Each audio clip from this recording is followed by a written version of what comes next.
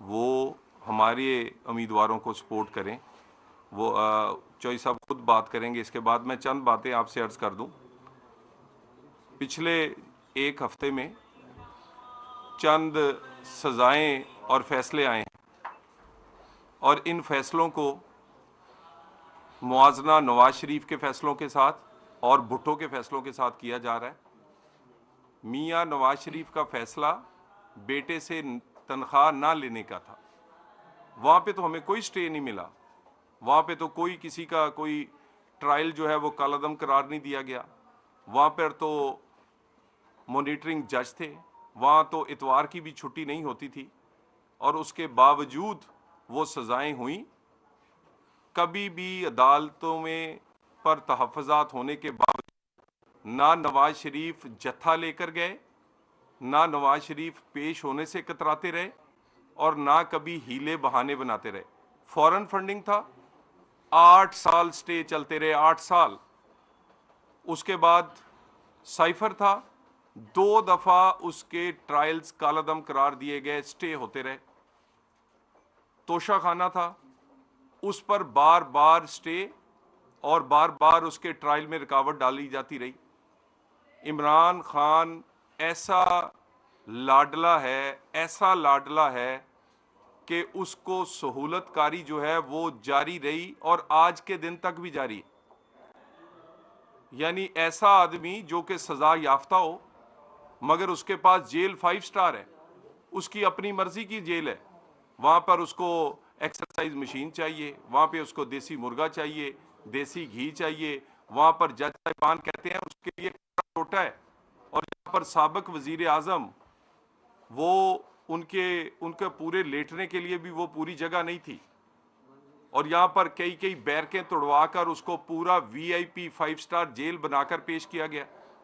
कल पिंकी पीरनी, भाई चोरी की है आपने अरबों के हीरों के हार की। 300 कनाल के घर में उसको जाके उसको सब जेल करा दिया गया।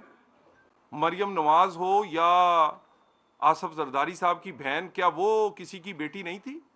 काल कोठरियों में रही हैं, वो चक्कियों में रही हैं, वो उस जेल में रही हैं जहां पर सारे कैदी रहते थे।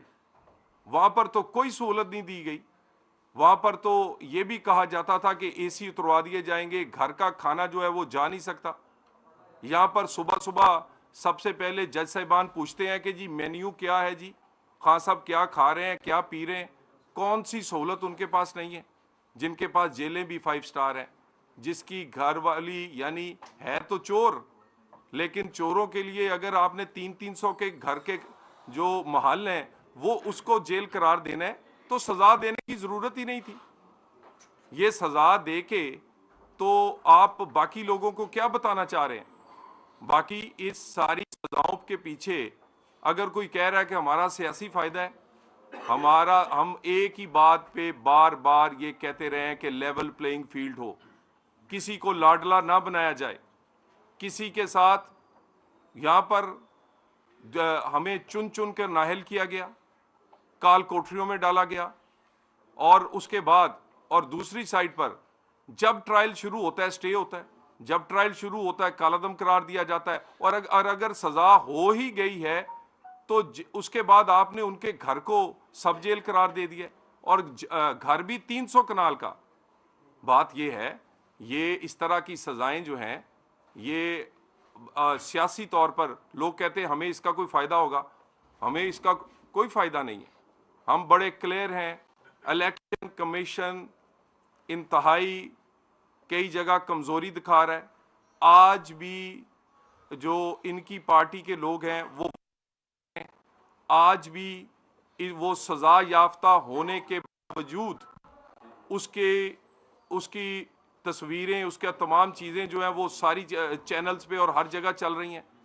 और इस पे मैं यही कहना चाह रहा हूँ, लेवल प्लेइंग फील्ड हमें अगर पहली दफ़ा मिली है, यानी हम तो कभी नहीं रोए, हम तो कभी नहीं इलेक्शन से भागे, हमने तो कभी इस तरह अदारों पर चढ़ाई नहीं की। लेवल पर नवाज शरीफ 25 साल में सिर्फ एक इलेक्शन लड़ चुका है और उसके बाद ये उसका दूसरा इलेक्शन है।